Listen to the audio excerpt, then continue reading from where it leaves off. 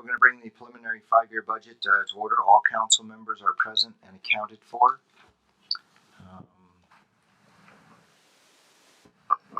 The continuation of the draft fiscal year will begin with the call to order and Pledge of Allegiance. Council member Texan Berwin-Hanna. I'll just get back and redoing my accent. we know. Ready to begin. I pledge allegiance to the flag of the United States of America and to the republic for which it stands, one nation, under God, indivisible, with liberty and justice for all.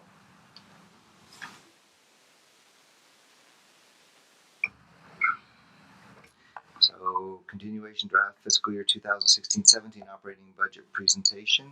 Andy Accordo. Good afternoon, Mr. Mayor, members of the City Council. Yes, we're going to continue with our discussion regarding the fiscal year 2016-2017 operating budget.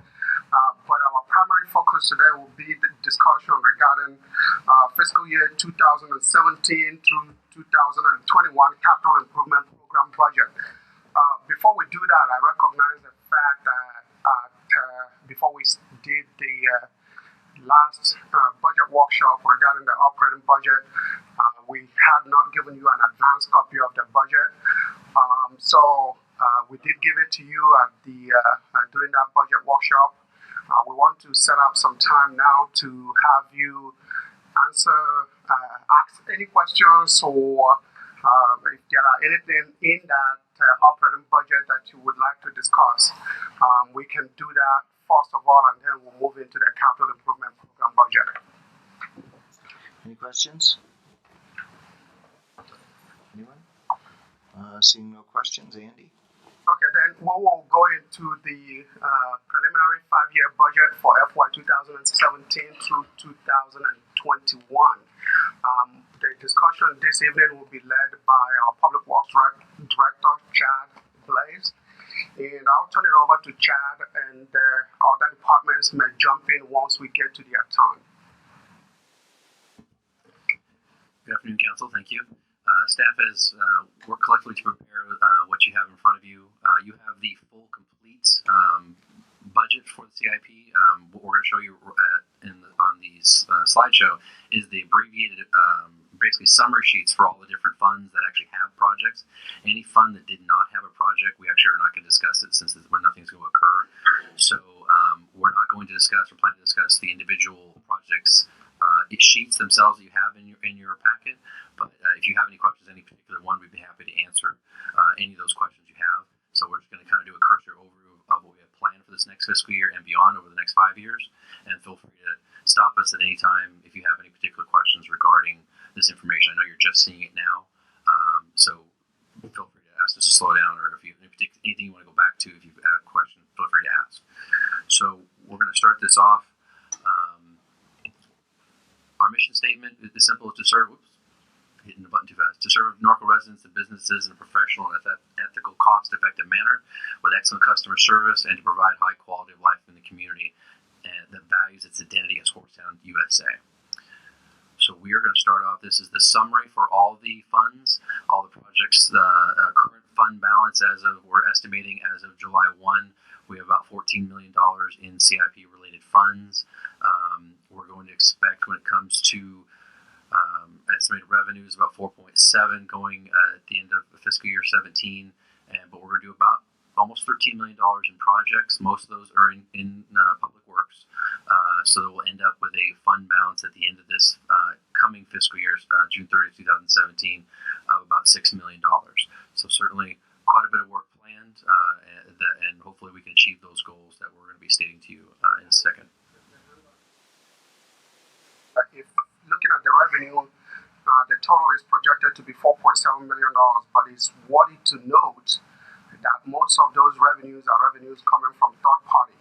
For example, the $2.5 million of under-storm drain projects, those are funds we anticipate to receive, assuming we do the projects for that fiscal year from the Riverside County Flood Control District. And secondly, the largest item there, the other item there that is significant is Measure Air projects. And for next year, we are estimating that we will take in $624,000 for that fund. There are only two projects planned for next year that is actually going to contribute revenues to the city. One is a project on River and Corridor, which the City Council has already approved. And the second one, I believe, is an industrial project on Park Ridge. Is that correct, Steve? So those are the only two projects that would generate development impact revenue to the city during fiscal year 2017. But I just wanted to point that out. So the $2.5 million, the $4.7 million, no one should be looking at that as ongoing city revenues that will accrue to this capital project funds. Thank you, Eddie. So we're going to go into each of the funds and we'll discuss those at this time. First up is Parks. Michelle. Good afternoon, Mayor and City Council members. Before you this afternoon is 5 projects total for the Department of Parks, Recreation, Community Services, and Animal Control. The first 2 projects come out of the Park Improvement Fund 141. One project is the Ingles Park improvements, and we expect to expend $163,789 for fiscal year 16-17. In that project, we intend to earmark those funds to the sound for the arena, maintenance yard for the event center, and combine some of that revenue with possible CDBG monies for future restrooms with showers. The second project in that fund is for public art, and we expect to expend $202,817. And currently, we have a remaining balance to pay the artist $45,000, and the remainder of $157,817 will be for future improvements at the event center, including landscape, hardscape, irrigation, marquee, kiosk, directional signs for the event center. Any questions on that fund? And I'll move on. The third project for the department is in the General Government Projects Fund 140, and that is for the playground equipment at Neil Snipes Park. Again, the equipment there that's currently there is the oldest playground equipment in the park system. The existing equipment no longer meets the current standards and guidelines. There are no retrofits available, and the equipment is obsolete.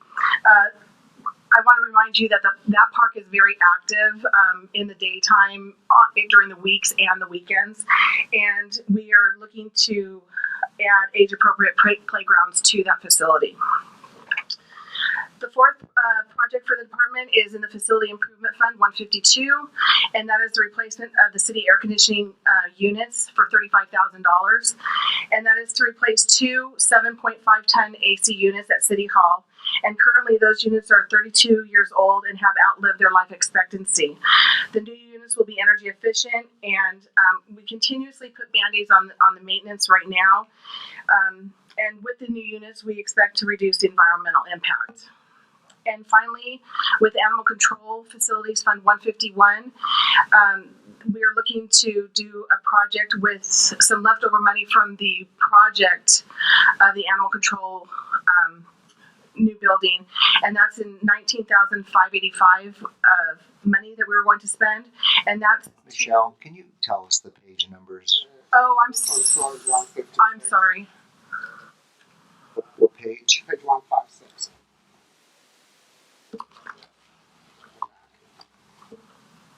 Thank you. I apologize. So for the animal control project, they're looking to construct some parking lot steps at that facility. And that is at the rear of the administration building that leads from the trailer and the livestock area to the administration building. And that concludes our projects for the CIP budget. Any questions?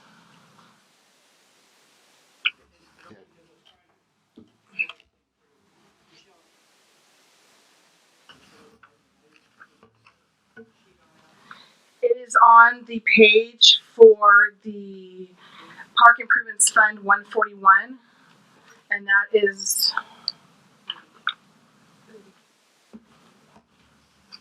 page 14, I believe. Okay. Okay. All right. Initially, back in December, and I always want to make sure we're getting where the funds are coming from. In December of 2014, there were $300,000 allocated for the public arts out of the RDA funds, or leftover RDA funds for public art. Mm-hmm. So is this in addition to these funds that you have allocated for that? The 202,817 is the remaining balance of those funds, plus the $10,000 that was donated from Data Cowboy. So that was put in that fund as well. Okay. So we're not, but yeah. The total use of funds, and I'm looking at this, it says $367,075. That's between two projects. Okay, two projects. All right, Correct. so that's what it is. Okay. So the just for the art project itself is a little over $202,000 that's available. We have $45,000 remaining to pay the artist, and the remainder of that will be for the future improvements with the hardscape, landscape, irrigation, marquee kiosk, and directional signs. Okay, so we haven't gone over. We know our 130 is already for the artist. Correct. And we haven't gone over, or we don't anticipate going over that 170,000 balance. No. Okay, I just want to make sure on that project. I see Robin shaking her head. Okay, that's. Anyone else? I have a question on the playground equipment at Neil Snipes, $103,000. So one of the things we've talked about is that trying to mitigate some of that. The front part of it goes to commercial, and I'm concerned that we're not. I'm hoping we're going to be painting Reno Arena, and so I'm concerned about spending this much money there and not spending the money at Reno Arena. And is it possible to maybe downsize the playground climber system? Well, that is the decision of council if you'd like to appropriate these funds to these projects. The equipment that's currently there is in the middle of the park, and if we mitigate the east side of the park up to the middle, I don't know how much you're wanting to take of the park if you're thinking about it. I do believe if we have part of the park left there, that we need to replace the equipment. If the park disappears and we purchase the equipment, we could. I mean, the park won't disappear. It'll be hopefully another Correct. area. Right? Correct. If we have to relocate that equipment, we could possibly relocate that equipment to another location. I believe in the last meeting, the budget meeting, that council had said that they voiced their opinion that they do want the painting of Merino Arena to be put into the budget. So if that's what city council wants, then Andy might find the funds to put that in the budget. It's a matter of decision. Already in the budget. That is not part of the CIP discussion this evening. That is already been included in the operating budget as part of the direction that was given by the city council during the last workshop. Thank you. You're welcome. Anybody else? Okay, moving on. Give us page numbers. If you go to page 23, Thank you. my apologies. In putting these slides together, I shrunk these pages down as small as they could be, which eliminated the page numbers, so you could actually see them if you're looking on the screen. So my fault for the page numbers getting eliminated. So this is the Trails Fund, and I want to highlight a couple things. The starting balance is estimated to be about $143,000, with a transfer of $100,000 coming from some of the funds we anticipate to have remaining from our traffic calming study that we just completed. Some of those funds are going to go unused, so we wanted to transfer those funds over primarily to make sure we can fund the Peninsula project, which is a directive the council wanted us to bring forth. That project actually is coming. We've received the bids. We're ready to bring that item to council for recommendation for award on June 1st. So that project will be coming forward, and moving forward on that. But we already have funds available to pay for that project, so we're just accounting for the fact those funds will be used up in this current fiscal year when the project starts. It really won't get done until next fiscal year, so those funds are going to be allocated for this next fiscal year. So we have funds to cover it right now if we award it, but we also will, anticipate to be completed next fiscal year anyway, when those funds will be actually expended. But we wanted to account for them in this next fiscal year. I do want to highlight we were able to accommodate 2 of the projects that was wanted by the Horsemen's Association of their top 10. That is the Corridon River Road to Santa Anita, which is a new trail fence, and then 3rd Street Cordon to Temescal. Those 2 we can accommodate. The other 8 have a lot of logistic issues. Either they're not wide enough and we need to purchase more space, obviously get a wider easement, do some road widening, or they're in flood control jurisdiction or Army Corps, so it's their property, not ours.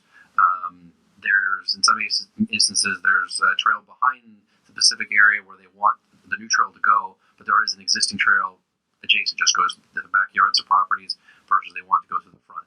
So so a lot of the ones that they're choosing or would like to see done are quite expensive as far as if we want to move forward on any of those, and it would require a lot more engineering analysis to see if they're viable projects. But just off the cuff and look at each of the projects and look at the logistics of where they're located, 2 of them we can certainly accommodate. The others require significant more work to actually do. But we are aware of their requests and desires, and we're trying to accommodate that, and we'll look at those in the future years. For this current fiscal year, we're only identifying 2 that we could probably do. I have a question. Yes, sir. Yeah. I've been gone for a week, and I noticed a while ago coming down 6th Street that in front of Valley City's fence, they've got the new white trail fence up there. Did we put that in, or did he decide to do that himself? The Valley Fence requested to put it in. We gave them a no-fee permit to put that in because it was an improvement that we didn't have to pay for. So he did all those improvements on his own dime. Okay, that's what I figured because it sure looks nice. Yes. Thank you. I have a question too. On the peninsula, does that include Corridon also? No, it does not. So we're not doing Corridon. Cordon fencing was done. There are no projects listed to go in that area. Some of it's falling down, but one side of it's county and one side of it's Bluff. Yeah, I meant Bluff. Bluff is in the Peninsula project. The Peninsula project will finish everything from River Road to Stagecoach. Okay, got it. Thank you. Yeah, great. Thank you, Kevin. Chad, go back to that $100,000 transfer. Maybe I misunderstood you. You said this was from our traffic calming? Yeah, we originally budgeted $300,000 for the North Avenue traffic calming study. Right. We're currently projecting to only spend probably about $100,000 for all the associated improvements that we have planned. We're still going to keep $100,000 in that project as we finish it off at the end of this fiscal year, maybe going into the next, depending on what type of additional mitigations we do related to California and or also the median that's on North. But I don't anticipate needing the additional dollars that originally budgeted. So my recommendation was to move $100,000 in order to accommodate to try to finish off this peninsula project as far as funding. That's good. Do we have any preliminary design, though, to know that? On the peninsula project or the North? Peninsula project, I know where that's at. That's going to be $85,000 or something. We haven't done any design on the median. California. On North Drive itself. And that's the median the median was designed to try to do some vertical elements in the median to try to slow down traffic, to narrow that. Innovative traffic calming. Right. Okay. Nothing has been designed yet. My focus has been to get in all the other measures, the signage, the speed feedback signs, the rest on red. I want to get the striping in, mainly because I want to see what those initial impact is before we determine what all we want to put in as far as any type of improvements on the median, vertical elements, because I'd rather not spend the money if I don't have to. If it turns out the elements that the council already approved seem to mitigate the problem, then maybe we can hold off on spending those resources for basically median improvements, which is, I don't think it's the most wise use of money as far as to what would likely be put in. But if it turns out we need that element because the traffic flows are still speeding, then further down we'd say, okay, the money's still there. Let's design something. Let's have council review it, see if they like what we're proposing as far as the features in the median island. We still plan on moving forward with putting in, the road entry sign as far as the marquee That will certainly still be done. A gateway. It's the gateway entry type thing. Okay.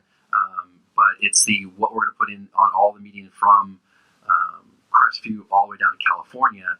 That's more complicated as far as how we do the features, how many we're going to need, how the aesthetic it will look. Before I jump into that and develop something, I first wanted to verify we've got all the other mitigation measures in. We've done a preliminary study for at least a month or two to say, listen, how is the traffic there? How have the complaints been? We have some ability to measure the speeds in that area with the traffic's speed back signs, etc. So getting that data, kind of saying, okay, here's what we have. Here's the new look. Do we look at it and talk with council? Is it appropriate at this point to move forward with those mitigations? And here's some suggestions we have at that point, because we'll come with some suggestions because we determined it's probably necessary or if it's not, and to get your feedback on what direction you want us to go as far as what type of aesthetics you may want to see in that median. Okay. And part of that, I recall in that workshop that we also want to look at mitigating some of the concerns of the residents on 7th Street. Right. That was brought up. So, but the bottom line is this $100,000 transfer, we're just going to bank it for now. Yeah. We're not spending it on. We're maintaining aside. The $100,000 is going to this trail project. That this transfer is going to this trail project. So that's kind of where I have a problem, because I think we may need money to go back to California and North, and we may need funds to go to 7th Street. Well, I'm only projecting to spend about $100,000 total for the North Avenue improvements, minus any median work. And we're still keeping $100,000 with that project and looking at and I just met with our city engineer today to get a formal report from him discussing the issues related to what improvements can or can't be done related to speed humps, etc. in California, 7th Street, 8th Street, all those arterial streets that you guys had asked about. I want to come back with an actual opinion and recommendation of what can or can't be done. But, after talking with the fire department, police department, looking at the state code, we want to give you a meaningful opinion to say, here's what we can do, and then say, what would you like to have done in that area based on what the city engineer's opinion is. But I'm specifically reserving funding for that. Yeah, I can't imagine anything we may do that would cost $100,000 in anything on California 7th or 8th Street. Whether you're striping anything or adding a couple of speed humps, any signage, I just don't see that now. From what we throw in a water line, buddy, and you got it. Yeah. And I need to add a zero to that then. Right. So that's our rationale, is that we're definitely keeping $100,000 for this next fiscal year to do any additional work related to traffic calming, but $100,000 of the original $300,000 being moved to fund specifically this peninsula project, because this was a priority project for council to get done. Correct. Okay. Thank you. You're very welcome. But I did want to highlight regarding these projects and what we're planning on to do this fiscal year. By the end of this fiscal year, we're going to have a zero balance. $16,000, which is in essence a zero balance for projects, and going forward. So even though we have put in projects that we'd like to see done over the next 4 years after this next fiscal year, there's no program dollars that are going to go back in there. So there will be something that council will have to address. If there's a desire to do these projects or any other projects in substitute of these, funding will have to be provided into this fund. And that's something to consider as part of the strategic planning study that we're going to have this weekend as far as that discussion. But I did want to point that out, that the funds are basically going to be exhausted after this fiscal year. So if we go to the next topic with page 40, which is water.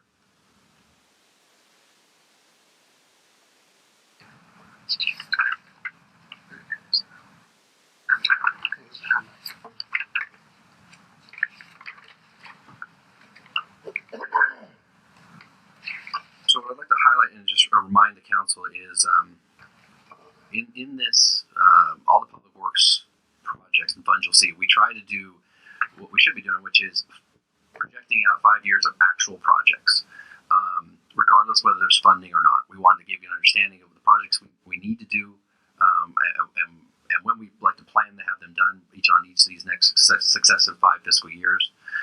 So there's a lot of projects proposed, but there's not a lot of dollars there. So we're starting the year with about $4.4 million, with really only new revenue we're really anticipating is what's going to come in from Balboa as part of the repayment. The development fees we don't really consider because they're always subject to actual projects getting done, but we don't look at them as a big dollar figure. So as far as the projects we have planned, there's a number of them on here. Some of the key ones for us, as far as operationally, halfway down that first sheet is Valley View water line 6th to 7th. We historically have a lot of issues there with water line breaking, so we're really going to highlight on that. We've been on that street many times, and that pipeline needs to be replaced. And we'll probably also add in, which initially was a separate project, a little farther down. There's a Valley View main line 7 to River, so we'll probably go all the way up from 6th Street up to River as far as a combined project. Makes sense to do it all at once. The other thing we're going to be adding in as far as a more citywide project, which is going to be funded by both water and sewer, is about 8 items down, which is the GIS and the asset management software. That is a whole house improvement regarding how we plan to manage all our assets and infrastructure in the city. One is getting our GIS up and running. We do have some information regarding mapping related to GIS from some of our infrastructure. Most of it is pretty old. So not only are we trying to get GIS up and running and functional, but also continue and maintain it. We'll probably end up having, so we have to purchase the software, upgrade the server, get it up and running. We'll hire a consultant to put that all together, and that same consultant will probably be the same one who's going to keep and maintain the data, so that as information comes in that we start collecting actively, they will update the data, change the maps, refine them, add that new information in, because we just do not have a budget to hire a full-time employee to be a GIS analyst or coordinator, which is really what you need. A consultant is a better way to do it, at least in the initial term, because we're not paying the long-term obligations to an employee, and it's only going to be an hourly basis, so we may use them a couple hours a week as data comes in, and we may not use them for a few weeks until specific information comes in.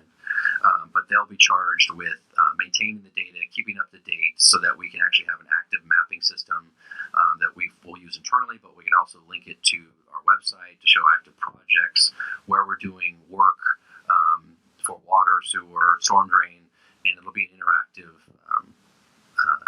experience for the residents, so they can look to see what we're doing and provide information regarding those projects.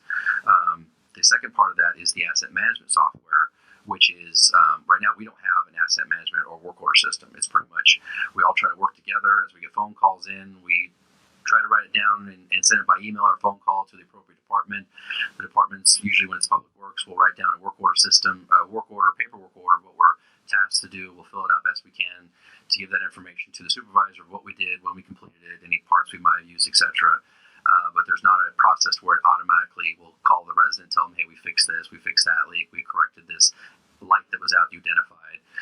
The work order asset management system will really just fully automate this process to where residents can either go by websites and do a request, and it will automatically go to the party that needs it. It's not going to go to administrative staff where they're getting it and trying to decipher who it should go to. It's going to go and know, because of how it's designed, to which department is related to streets, or which to a sign or a pothole or something at the park. So wherever it might be, it'll go to the right department, and then from there it'll be able to decipher to the appropriate staff. Staff will be able to electronically off of tablets track their projects, get updates in the field, not have to come back for paper copies. They'll be able to input every part they used. It'll associate a cost with that, the time they were out there, vehicle costs. So we'll get actual metrics now of every time we do a task, what it truly costs us to go and do that work, no matter what it was, because the asset management system will have all that stuff programmed for what the cost of every person is, the vehicle, gas, all the parts, their individual full burden rate for the employee, anything and everything to give us a metric to say, look, here's what you're paying every time you go out and do these costs. And that's just to kind of be able to field the work that comes in from customers generating stuff. But there's also the general maintenance that we're going to do, that the same asset management system will program how often and when we go maintain hydrants or valves or equipment on our air conditioning. It's really for every department to use to document the work we do every day. And so it'll be able to categorize all the work we do, when we do it, how we do it, the date we did it. We can actually query it and resolve any issues when there's any legal disputes about accidents that occur. We can query a date or a situation or a cross street or specific address, and we'll know anything we did in that area, in that vicinity, and versus going through paperwork and years of documents that stacked up trying to figure out what we might have.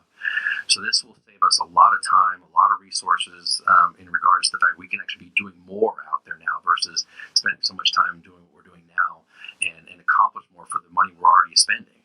So this will be something that literally will touch almost every department and have an impact immediately. We anticipate the work order system will take probably about 6 months to really fully implement. There's a lot of pre-programming that has to be done, but once it's up and running, I've used them in the past at other agencies. It's a breath of fresh air when you're doing it, especially for the guys out in the field when they're coming to get work orders. Literally, they can just look at it. It'll give them a little ding on their phone or their tablet, and they know they got a new work order, and it'll give them all the information, where to go, how to get there, a map. They just go and fill it out. It gets back to the supervisor. I finished it, or if it needs to be reassigned because it's a bigger issue, then the supervisor can assign it to somebody else, gets that next person. It's a very dynamic system that will really allow us to perform our job 100% better and provide actual real details to managers of what we do and how we do, so we can truly refine our budgets of what we're spending every year on the various work that we do. So the initial cost on these is something that's going to come forward to you hopefully in June 1. I'm trying to move these projects and bring items to the council for consideration. The initial cost is mainly the purchase of software and the setup. After that, it's just normal maintenance fees that you have to pay every year. But it's something our budgets, I think, can and should handle because it's a very important attribute of managing all the infrastructure that we do. This will really be a big help to many departments, but especially for public works. Yes, sir. And I certainly support you on that. Anything you can do to help the guys in the field. And will they need any special training workshops? Realistically, I mean, it's basically an app like on your phone. Oh, okay. I mean, it's they're going to get trained. Obviously, everyone's going to get training, but it's really one of the things we looked at in evaluating all the vendors we did is the simplicity for the field guys. It's got to be something they buy into. It can't be complex. I mean, we saw vendors where you have to go different pages looking through your phone, and it was real chaotic versus a simple app that you just scroll through. It highlights. And that's ease of use was paramount. Otherwise, it was going to be a wasted asset. So I have all the confidence that the field guys will actually very much like it and want to use it because it'll reduce their paperwork, whatnot. It's easy to use. It's little tough tablets, and again, with these books that we have, they're going to be able to bring up maps and other things they may need to look for valves. I couldn't find a valve. Let me look up a map. Where is it?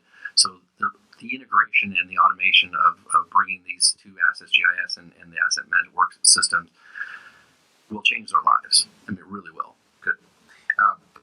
Chad, let me, Question on. if I could clarify one thing. During the course of our discussions regarding the system, I wasn't aware of the fact that this could also serve as a request, a service request by residents. The question then is, how does that tie back to the app that we're trying to implement to handle requests by residents? Yeah, we asked that question to every vendor as far as could it be used in the existing app we're trying to develop, and most of them said we just need to know what the app is and talk with them to find out if we can create a portal that would allow that information to go into our asset management software to go into it function that way. So it's really until they find out who the app is, who the vendor is for our app, and how it works. Most of them felt confident they could create that connection, but they.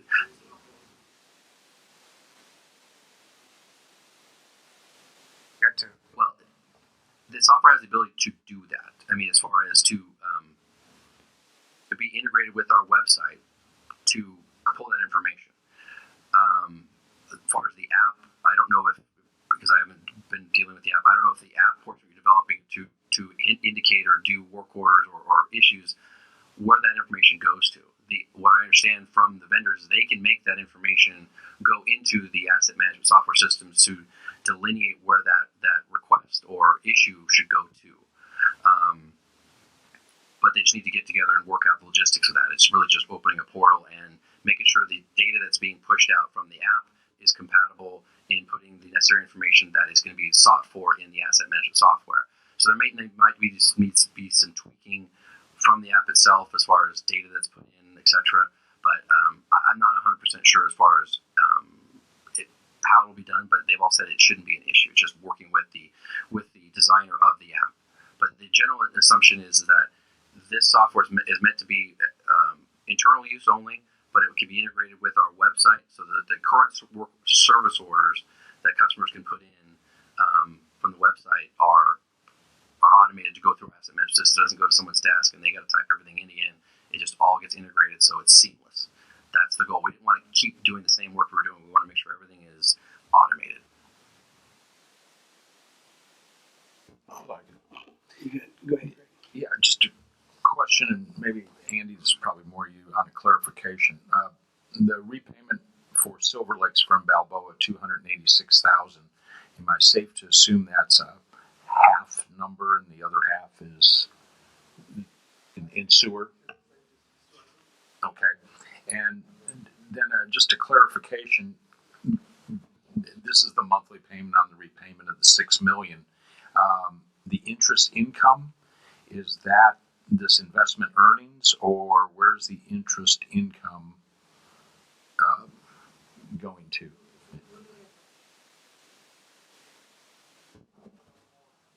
I can't. I'm Do you sorry. want to use the microphone? The interest and the principal is included in the line item for the Silver Lakes from Balboa receipt on the top. So the 286 includes the interest income? That's what. Yes. Yes. Because if you recall, this year was about $48,000 annual per month. Right. So about $500,000, including interest. And the 286 seems to be about right. Yeah, I didn't know if we were pulling the interest income to investment earnings. Okay. Yeah. Okay. Thank you. Thank you. Chad, let's go back. And when you're talking about the GIS CMSS system, let's get the GIS, I guess, this applies to it. Now, I guess the governor has said we have to have some new water mandates. Will this program, and that's what's getting excited until you went into the natural nuts and bolts part of it, will this help satisfy some of the new state mandates on water management as part of that? We have to have management programs. Not directly. I mean, this is really just an internal software to help us manage our infrastructure and to identify it, to help categorize it, to know the age, the date, the material, develop replacement plans, that kind of thing. But it's not really going to do anything with the state as far as managing our water. I mean, it assists in regards to it can show where our service, our connections are related to imported water or purchased water, etc. So we can show that we have adequate sources of supply. But that's really all it would do as far as the state, to show that we can identify our sources. So this won't satisfy their requirements. They're going to have Nothing related to conservation or management of water. All right, thank you. What else? Yeah. I have a question on this. I'm sorry. For the reclaimed water, rebuilding our pumps, is that in fiscal year 15-16? That funding, or is it in 16-17? 17. And that's going to be discussed in sewer. Okay, we're going to put reclaimed under sewer. So there's a second page of this, and again, it just indicates our project. But what I wanted to highlight is that the second item down at the bottom is a transfer of water operations, as we discussed in the operations workshop. The water fund is projecting about a $2 million deficit. We have tried to plug that hole up using one-time transfer of capital dollars, $700,000, and we're trying to do a sale of about $1 million worth of stored water we have in the Chino Basin. Now, I want to highlight that again. That's not something we do every year. It's pretty much a one-time, and we're done, and then it plugs this hole one time. So as the money dwindles in CIP, and certainly at the end of the year there is money left over, but this is what we're going to start with. So 4 years projecting forward, we certainly have a lot of projects we have indicated we would like to do to resolve, and projecting at least $21 million worth of projects. obviously that's a huge number and something that the council will be asked to look and consider, especially the strategic planning meeting. Also, any future our plans to do any type of rate studies, determine how we might achieve this funding, etc. But it's I want to make sure that going in, even though we did this Band-Aid approach, it's just that. It's that it definitely has an impact. Plus, it'll include, think about another $250,000 that's not shown here related to the LMD4 issue that you've all been advised about, as far as transfer to CIP to make LMD4 whole. So that's not reflected in here as far as CIP, as far as additional transfer that may have to occur. So, just in talking to the other cities, every city is going through this right now because of the drought, and people have actually complied. Do you see any assistance at a state level every city is facing this? California, Montana, Idaho. Well, this is every city is facing this, and so what are we supposed to do?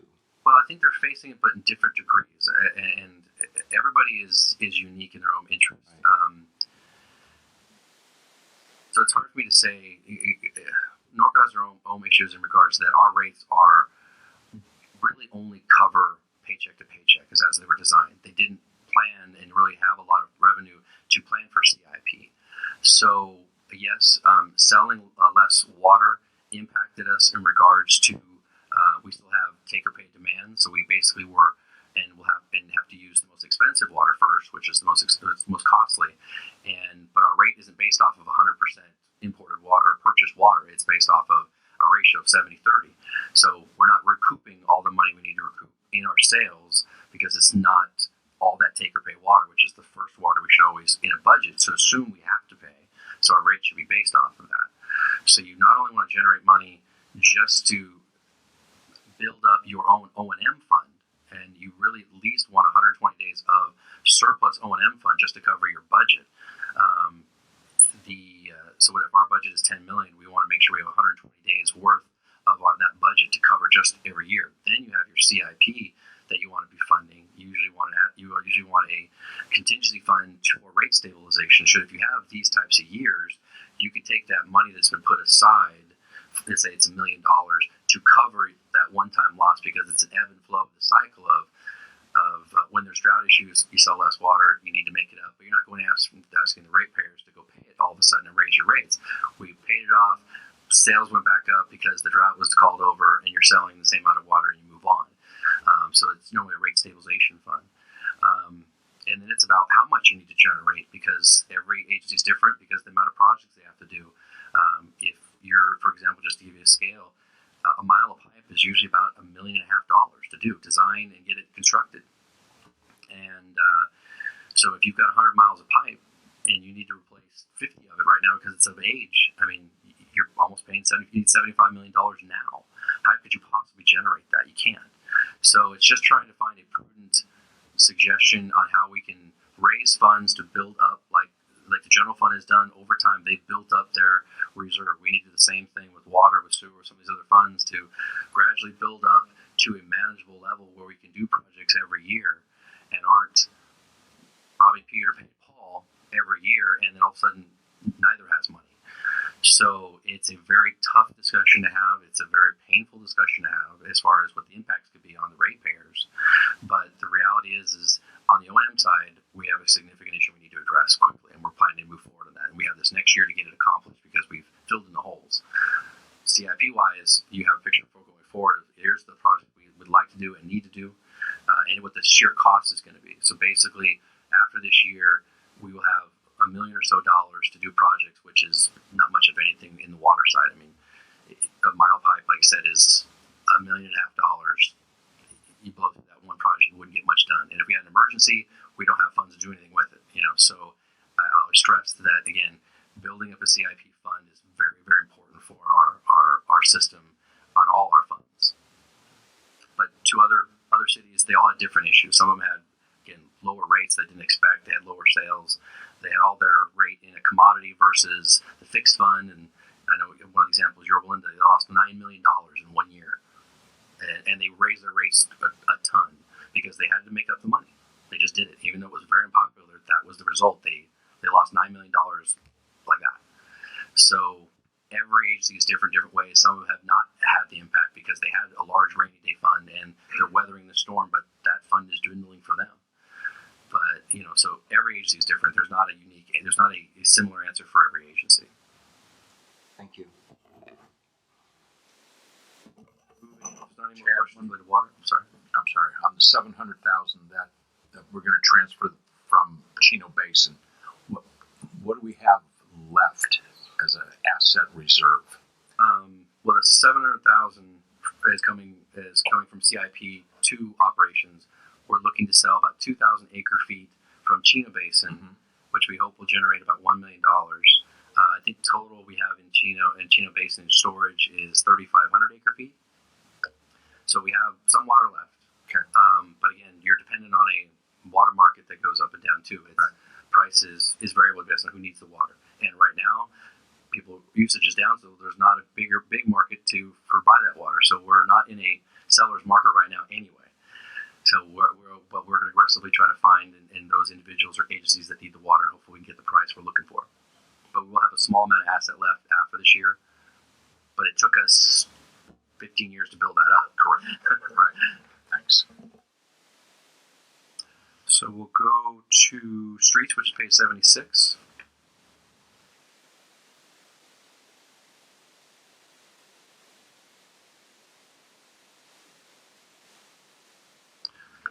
So our street fund, we have about $2 million beginning balance. We're projecting for projects, we're doing about $1.8 million worth of projects, which will leave us about $1 million left after this fiscal year going into 2017-18. I did want to highlight a couple of projects we're going to try to accomplish, which I think will have a big impact on the flow of traffic. The street widening, under street widening and under reconstruction, they're done saferly because of what we're doing, but we're going to try to accomplish the left-hand turns from Hamner onto 6th Street, onto 2nd Street, and on the Hidden Valley, which will require widening on 6th Street to allow a double right-hand turn onto the I-15. Same thing with 2nd Street. We'll have to widen 2nd Street and to get a double right-hand turn onto the I-15. The left-hand turn on the Hidden Valley doesn't require any street widening. We're just going to do some restriping and median improvement to allow the double left turn lane. But if we can accomplish that within this fiscal year, working with Caltrans, it would have a big impact on flow all throughout Hamner.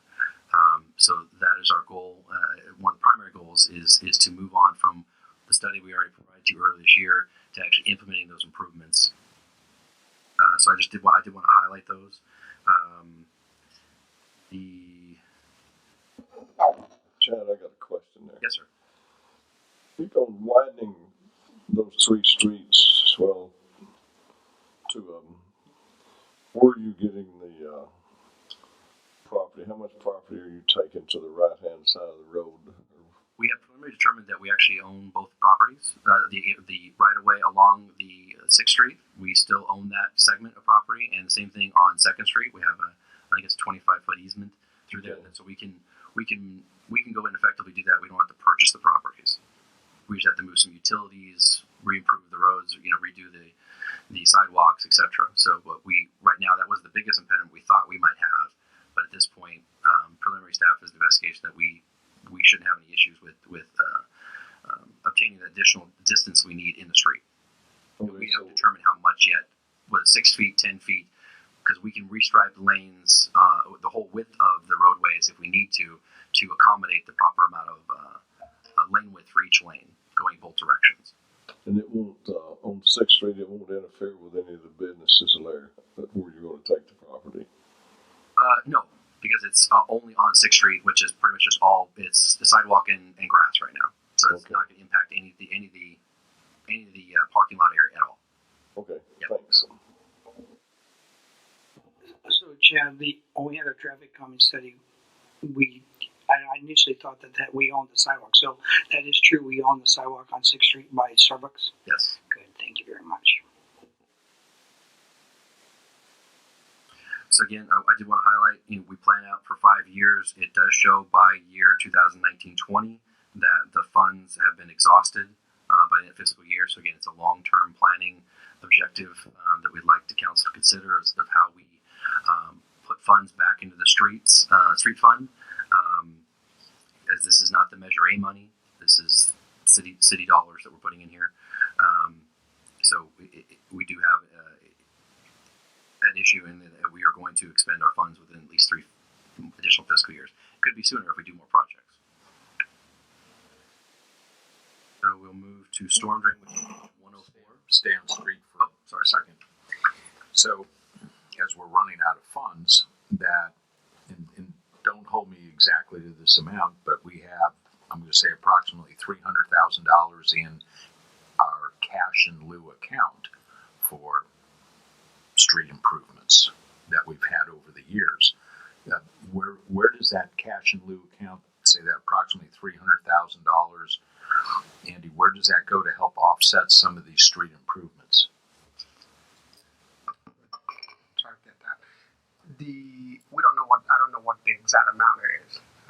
It's perhaps close to $300,000. What we plan on doing with this issue is we want to take a comprehensive look at it. And what that means is over the years, there have been many deposits accumulated by various departments. And what we would like to do is we're currently reviewing each one of those deposits and categorizing them as to why those deposits are on the books. What I propose is that we sit down with our auditors. They will be coming in here perhaps early part of June or maybe before that, and determine with them how each one of these deposits that's been on the books for so many years should be accounted and reported. I think on the basis of that, then I would be bringing back a recommendation to the City Council in order to make sure that we do it properly. Okay.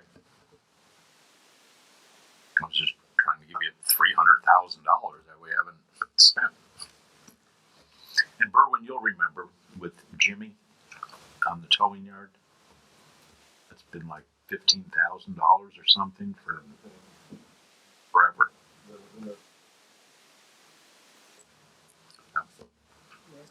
Thank you. And Chad, I see you have Hamner on there. Is that one of your priorities, or are we going to get it done next year? Hamner Bridge? The Hamner 4th to 6th. Yes, that is. That's a resurfacing and rehab. Hamner and Temescal are both have been designed. We've just received them from our engineer, and we're going to get them out to bid hopefully by the end of this month. So they will definitely be done, if not awarded by the end of this fiscal year, if not in the early part of next fiscal year.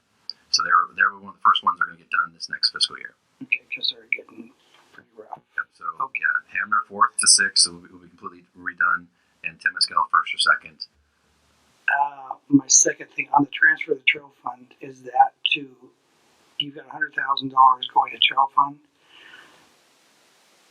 out of your streets improvement fund, 149, lower part of that. Is that going down? Is that what we just talked about? Yeah, that's going down. Okay, all right. I just didn't know that was additional. Thank you. Yep. And it shows in there I'm keeping 100,000 because I'm assuming I'm spending 100. That's of the total 3. Page 104 is storm drain.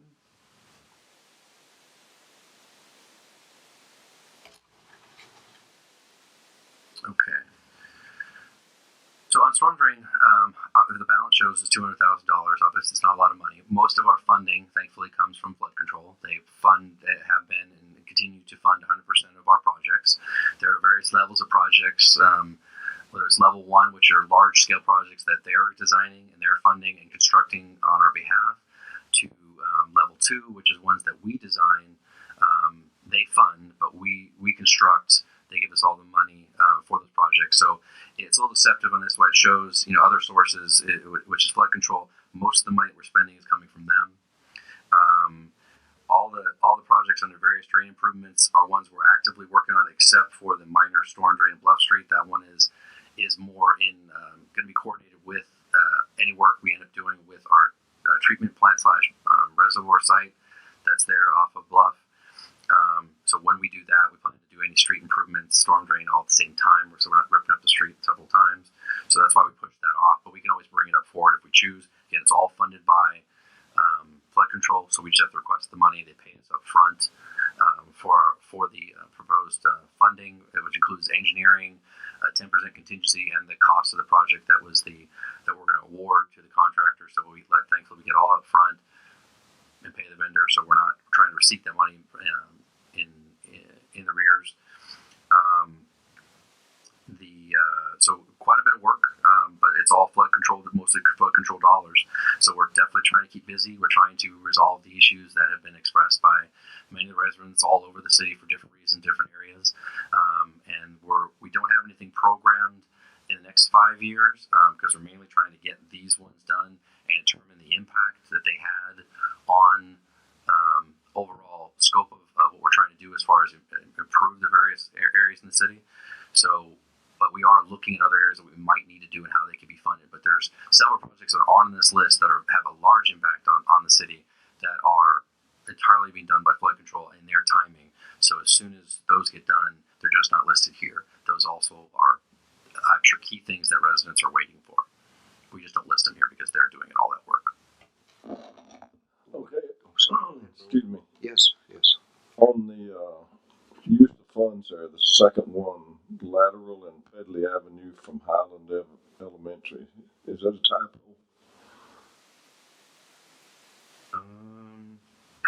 Highland Elementary's over here. Where's it at? Riverview Elementary. Riverview. Oh, okay. Sorry. Thank you. I'm gonna say that's gonna be a cheap water line there. That big of a distance. Anything else for one? Robin? Ted? Chad, that Corona Avenue, the 230,000 you have earmarked for there, is that the section between 4th and 5th? Is that right, Bob?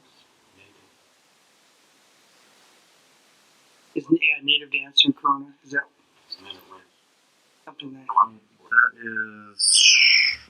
Please tell me we're Let me putting look at my map just to make sure, because I'm still learning the streets. That would be.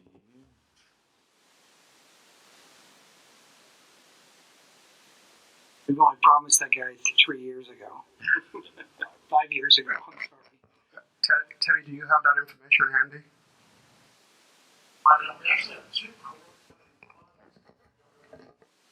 Yeah, I'd have to get back to you as far as the specific where it's going to go, and I can update the description as far as where it's going to go. I don't have it with me. It would be, Terry, I think you know the one we're talking about, where the property in the drain and the guy got flooded after he redid his property. So hopefully we'll have that one. There's one by Stark Right, and there's the one between 4th and 5th is the one. Yeah, that's the one. Yeah. Okay, thank you. We'll verify. But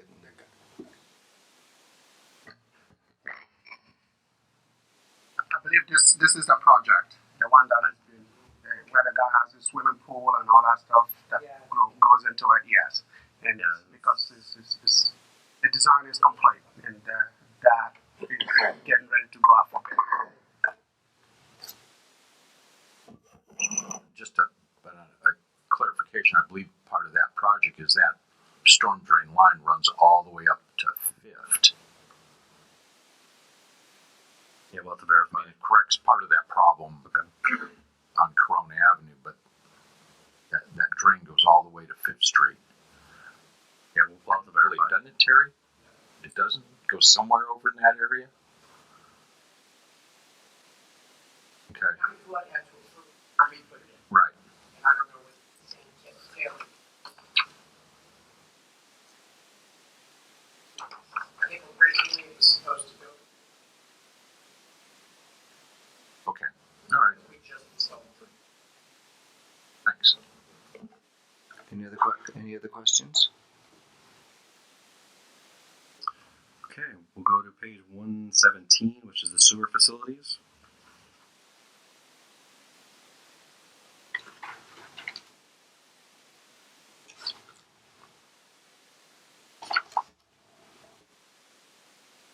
the beginning balance of this next fiscal year, we're projecting $2.8 million. We're planning. We do have some money coming in from the Balboa. This is that second half of the repayment for Silver Lakes. The projects for this next fiscal year, we're proposing to do about $2.2 million worth of projects, which would leave us with about $1.1 million left in our CIP, which then would be expended certainly by the next fiscal year. We're planning to do almost $3.4 million of projects, so we'll be running a deficit within the fiscal year 2017-18 year. Part of highlighting as far as projects, this does include the 50% funding related to GIS and the asset management system. We're trying to do a lot of rehabilitation related to our siphons and flumes, which is costly because of how they're located and the hazards related to cleaning those, but they're definitely needed. We have some improvements that we need to do related to RCRA. We are anticipating that we will hopefully finally get approval to use the treated water from RCRA and bring it into our recycled water system. Right now, tentatively, dates have been thrown around, maybe September, etc. But in order to take that water, the amount of flow that we are allotted, which is right now it's about 1.8 million we put into the plant, so we can take that amount out. We can take up to 2.2 million. Once the expansion is done, we can take it up to 2.7. But that's ultimate city expansion and flows going there, so we'll likely never really reach that capacity. But we basically take in what we can take from there, what we put in. But our current pumps out at RCRA can't accommodate that full flow that we need, so we need to upgrade those pumps. Logistically, though, we're also working with the other agencies that are part of RCRA on how the water can be used and who it can be sent to. Corona is interested in that water. Certainly, we already have an agreement in place with Corona to provide that water, the excess water that we have, to them, and they would purchase that from us. They also are going to help transmit water that they take on our behalf to the southeasterly portion of our city, up in the LMD areas up on the hill. They're going to build a reservoir there and a piping system just to be able to provide water to us that will take from their reservoir and feed our system up there. So there's basically a water exchange going on there. So part of our discussions right now is finding out how much water we're actually going to need to push from RCRA so we can properly size all our pumps. Is it going to be the full amount because JCSD wants to send their flow south, Home Gardens, Western? So we're actively in discussions with all the agencies trying to figure out and plan for what we need to do. This amount here for RCRA and capital improvements is basically going to cover at a minimum our improvement that we need to cover our expense. If there's any expense beyond that for larger pumps or whatnot, they would fund those by participating in that. We wouldn't do it on their behalf. So this, at a minimum, we will guarantee to fund and take care and build the pumps to the size that we need to take our water. If we finally get our act together as far as agencies and can work out a cooperative plan to work together, send the water that's best use, then we'll work together to determine what improvements we have, but everybody will pay their share. So that's a big one that we're trying to make sure we're ahead of the curve, and when that water, if it becomes available and approved by the state, we are at a minimum as Norco is ready to go and take that water, and we already have the ability to use what we need, and the rest will go to Corona. So that's an important improvement. On the second page, I did want to highlight, because Councilman Newton asked about it, we highlight separately is the Riverside County Flood Control, because flood control does provide funding for the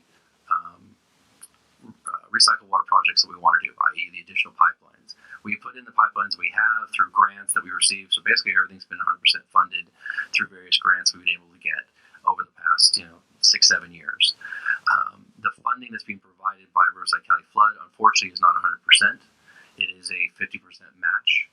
So initially we're considering, again, starting at least one of these projects this current fiscal year, but because we actually don't have the funding identified, that 50%, unless we choose to use sewer funds to do that, we want to at least give ourselves a year, figure out where we stand with the recycled water that we plan on selling to Corona, we can build up funds that would help pay that cost, so there's no cost out of the from the sewer fund related to building that infrastructure. So we've decided to push those projects off. We have three key projects that we have highlighted. One is the Hamner Recycle Water Line, which is basically going to take the water currently from 5th Street up to Hamner Bridge, and it would tee off and go to the community center, a couple key areas for fields, etc.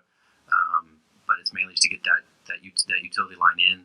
The second one is a recycle line going all the way from 5th, probably up from California to North Drive, or maybe up 8th to Crestview. But basically, we're trying to get a recycled water line up to Crestlawn because they are currently a pretty decent water user for our potable. Getting them on recycled water has a definite impact on our goal to get folks off of potable if we can. So they're a big end user. There's some logistic things related to that project that we need to resolve before we go through and expend the dollars that we have to do as our 50% requirement, in that they are currently located in the city of Riverside or county. So we need to talk with Riverside, one, in that they can give us at least a 10-year window to guarantee that they're going to be our customer, so we can have an adequate payback of any funds that we have to expend. We're also looking at talking with Crestlawn to see if they would fund it, and obviously if they're going to get a reduced rate on that water, and there's a savings for them versus the potable, because they pay an extra fee in their rate, 1.5 times, because they're out of our jurisdiction, and the ratepayers have paid for the infrastructure they're being used, so they pay a little extra. So there's an incentive for them to. So there's a lot of discussions we want to have to find out if we can get some of these projects 100% funded by the users. So if we can, then these projects get moved up, and there's no impact on in our revenues as far as source of revenues that we used. And then that line would also serve the nursery that's at the corner of Arlington and Crestview. So that's another user that could potentially use it.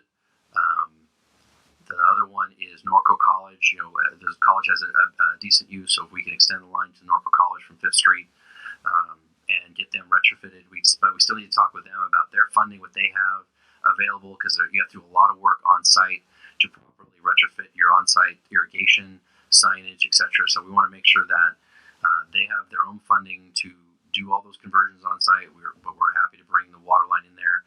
That you obviously get it. We anticipate the reclaimed water that once it's provided will likely have a lower rate. But again, we're going to be doing a rate study that's going to determine what those rates should be for that source water, and then we'll have a better idea as far as where it's going to be priced and how the customers are going to be charged. So, but we've right now scheduled those projects out, delaying them a year before starting, mainly because we don't have the 50% funding right now. I didn't want to hit the sewer fund directly for all those projects, even really one of them at this point, until we kind of see where we can get some other funding. I'd be happy to answer any questions you may have regarding the sewer fund. So saying Crestlawn, for an example, walk me through this. We get the $1.2 million. Is that our 50% match, or is that this is Crestlawn recycled water line? It should be. You know what? That is actually. I think it's actually an error. Let me look here. Our cost estimate for Crestlawn. Yeah, that's actually both of those projects. And I guess I would go down that. All three of these projects, unfortunately, we show the right amounts in the top of the screen, top of the page with other sources of Riverside County flood, 840, 600,000. We did not cut this in half, so our amount on Hamner, all the Hamner, Crestlawn, and Norco College should be cut in half. Okay. Should be equal amount. Should be 840 on Hamner, 600,000 on Crestlawn, and 300 on Norco 330 or whatever. Chad, Yes. isn't this based on the fact that you expect it's just a 50% match? So the revenue side should be only accounting for 50% and expenditure side 100%? We were, my intent is to show that we're bringing in $840,000 from the Riverside, for example, for Hamner, and then I should have an equal amount that we have to come up with for our 50% match under the actual project cost. I believe it's represented correctly if you're expecting that Riverside County Flood Control will provide $840,000 and their budget is You're right, Andy. $1,680,000. Yeah. So we're getting. Yeah, I'm sorry. So we would get 50% of that $1,000,000 too, for example. Yes. But I'm sorry. Yeah, I was not looking. Andy, my expertise is just debits equal credits. Okay, that's Yeah, I am no competition to you at all. But what concerns me is then we get all the way down in 2018 or even next year, but using that 2018, 2019, we're almost $4 million in the hole then. Oh yeah. That's the bigger concern that I have on. Right, and that's why these projects have been pushed out because one, we're trying to see what the funding sources could be, whether it's the sale of water, that with recycled water to Corona, that could fund that, or again, if we can get partners related to Crestline specifically, that is one that we're going to aggressively push for them to fund, or again, if we can get a secured, at least secured that we're going to have them for a customer for 10 years, we can adequately get our payback. So there's definitely financial considerations. We don't want to blindly just spend money that really benefits one or two customers, even though they're big users and it achieves our conservation goal. Is it a worthwhile cost for the ratepayers who are paying for this? So we're looking for alternative sources to pay. That's why these projects are pushed out. If sources come up much sooner, we'll probably move these projects up because they're at no cost to us. Yeah, well, it's shown that 3.9 million Right now, short, right, and that would readjust. And then my last question, back one page, use of funds, Navy meter relocation, $205,000. Didn't we just recently, last year or a year ago, didn't we run a sewer line through the Navy property to the college? We did. We intercepted their flow. Okay. The Navy came from the north to the south, and then was pumped in typical federal government standard back uphill. Okay. Dumped into the prison, and then prison and exit western. Cut out all of the secondary costs, all the electrical costs. Pump station, which is at the south end of the naval base. Okay. And then ran it to college a short distance. Right. Prior to that, there is compound. We have an extremely hard.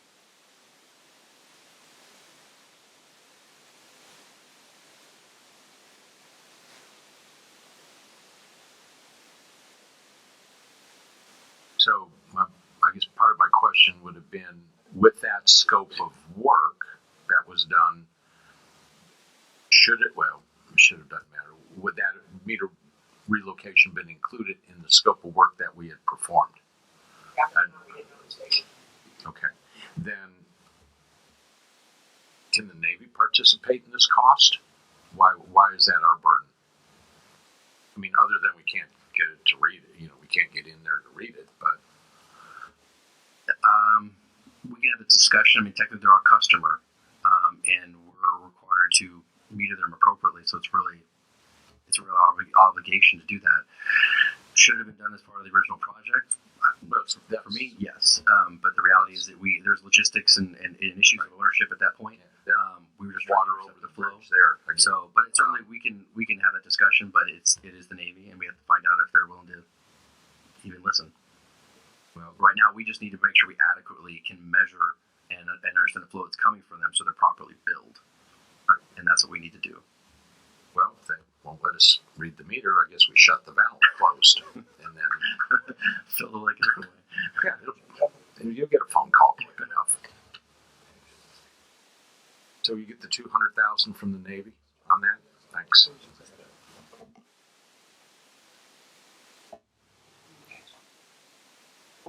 Chad, just for my own information, I see you have the Corona number 1 and Valley View lift stations on there for this year, and then the lift stations for rehab on the second page on 9 and 10 rehab. Those are quite expensive, aren't they? How often do we have to rehab these things or go through. That's a big chunk of change.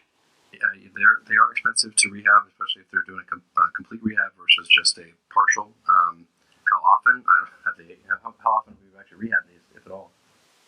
Expected lifespan is 20 to 30 years. So they've been there, some of those have been in there that long. Yes. Ground pumps.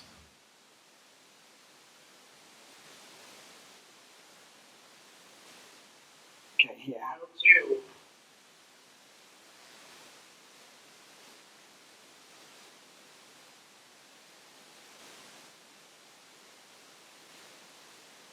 Aged. Right now, we also have 12 parts.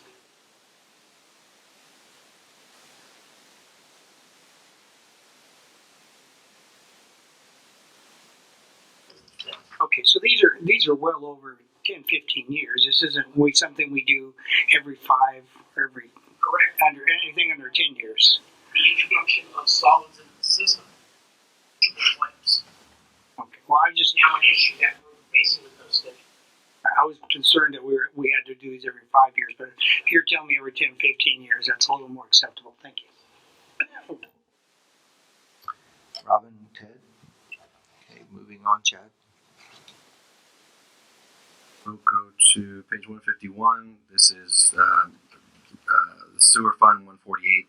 It really just is a fund that's used to do for sewer line extensions related to folks that are currently on septic. So whenever we have to do those projects, we pull dollars from these funds, and we do some minor raising of manholes to grade if we need to. So it's a very minor fund as far as work that's expected to be done. It's only done really on call when customers say they want to connect. We'll go to page 154, Measure A.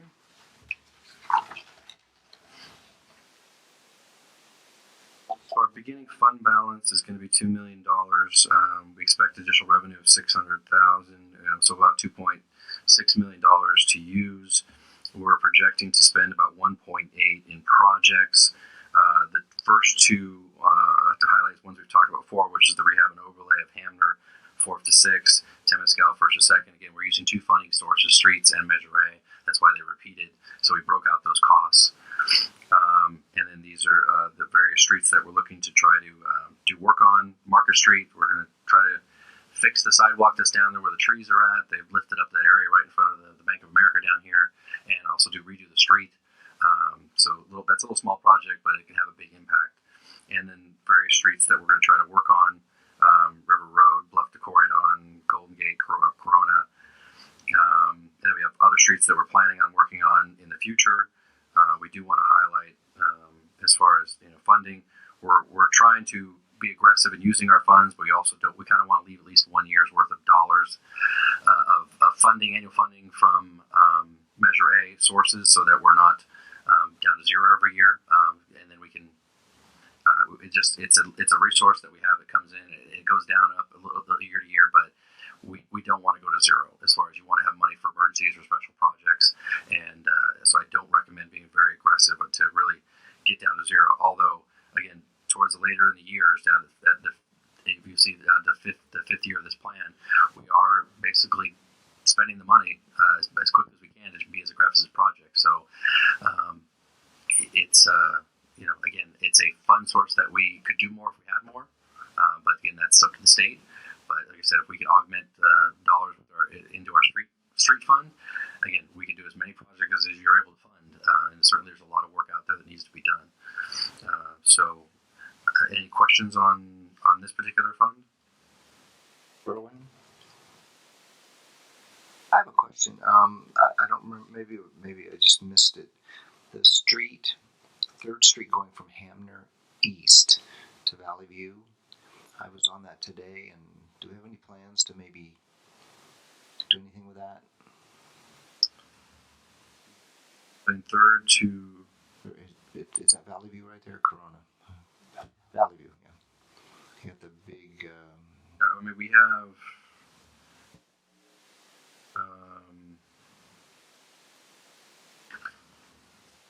Oh, there we go. No, it's Valley View to Hamner. Valley View to Hamner? Yeah. I mean, at this time, there's not any direct plan for that. Because I notice it would seem that it's not in that bad a shape, but it's starting to turn, and I'm just wondering maybe we need to look at that. It might take less money to repair that unless we wait. We have, as you know, we completed the payment management study. We just got the data from our consultant, RKA. We just purchased the software license to manage and use the software on our own. So I've literally, within the last couple of days, got that, and we need to start getting involved in the software. We need to have RKA come train us in the software.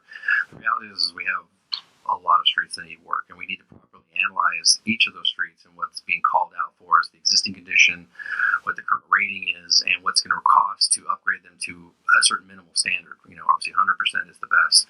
Anything lower than that, it just degrades, and it's a lesser We quality. spent a year looking at that. Yeah, so and what we need to do is get into that data and find out what number of streets we can combine for a certain price that are just, slurry sales, which ones are going to be complete reconstruction and what they're going to cost. So we can realistically, the important thing of GIS is be able to map that for the council. Say, look, here is all the streets that we believe we can do and their slurry seals, and here's the projected cost. Here's all the ones reconstruction. Here's the cost. Here's the segments, and visually give you something to understand where these impacts will be when they're done and how they're done, and what their condition will be and when they're finished. So, because some of the treatments that are being proposed in the PMS study that I've reviewed so far won't get it to 100. They're recommending things that it's rated at 60 and it gets it to 70. Is it worth spending the dollars on that they have right now programmed in these early years? In my opinion, it doesn't make sense to spend those dollars for a 10 point improvement. So what we really need to do is understand is, again, now that we have the data information, is to properly map it, come up with our own recommendations, what makes sense, and then provide those visuals to the council. So you say, here's the story. Here's the realities of the cost to improve each of these types of improvements and what you're going to get when you spend those dollars, and then figure out a plan of how to fund them. But the reality is we have not scratched the surface of taking the data that they provided and deciding what we should do next. And Ted, yeah. And I'm looking at your street improvements in Missouri. I see you got ton funds at Hidden Valley. Is that the lower part of Hidden Valley near Hamner? I'm sorry, was that? We're Hidden Valley and Hamner on your ton funds on that. Oh. There's your Missouri funds on the bottom of that sheet. That's if there's going to be. That's 3 years out. Yeah, well, that's if there was going to be any requirement related to any type of widening on there, but I don't think they're planning to do any widening related to any of the off ramps or anything like that. So. And the reason I bring Hidden Valley up. It's been in the CIP for a while now and never been used, or it's why we keep pushing it out. Okay, and the reason I bring it out is because if you take the Hidden Valley and you take off to Norco Hills, we're at a point now that roadway has been in there 15 years, and I don't think it's even been slurried. And if we were looking at trying to save a road before it becomes major rehab, with the amount of traffic that's on there, that might be something. And I know it's probably in your pavement management index program, but it's starting to do that alligator thing with the asphalt. You look there, because of the amount of volume that goes on that roadway. Right. And I'm just saying, if we had some funds over, that might be something just to catch before we get carried away. Okay. Also, that might, since part of it's part of Corona, yes, we might share some of that with them. Thank you.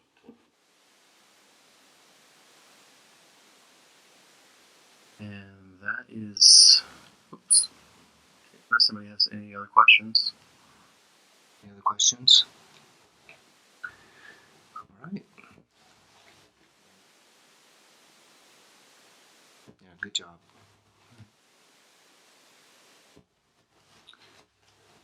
So we're done. I guess we will close this meeting and meet back here at 7 o'clock.